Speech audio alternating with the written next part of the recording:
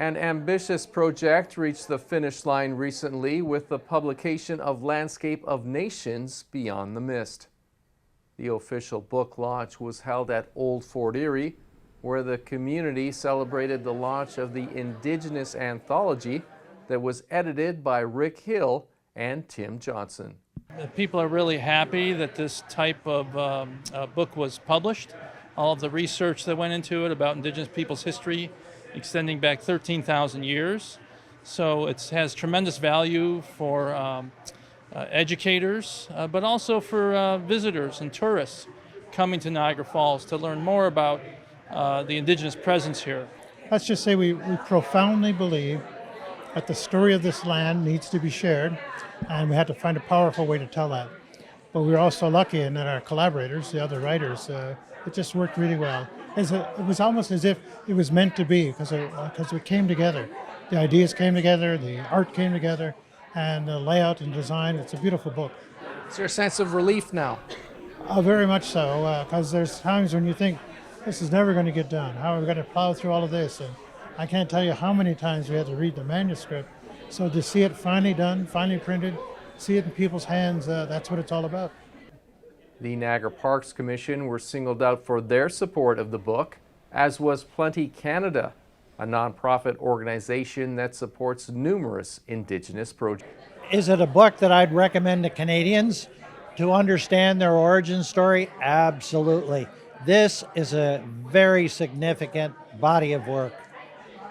How do you best propose it be used moving forward? Well, I think, if I had my wish, everyone who shares this land we call Canada would read it. It should be part of higher education, but people that have any interest in reconciliation, any interest in really understanding how Indigenous knowledge systems, cultural systems, and Western ways of knowing came together to create a country that we have now. Also, to create a vision of sustainability, the dish with one spoon, other instruments of understanding relationships with the environment. They are two fundamental tools, and most people only know about one. But it took those two ways of knowing to create what we have now. 17 different authors contributed to the project that highlights the region's Indigenous history.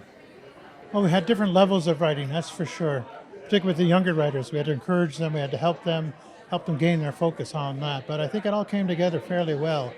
A lot of our writers had experience with previous publications, but when you start to focus on a topic so specific, sometimes that can be challenging. As you see it, what was the biggest challenge along the way?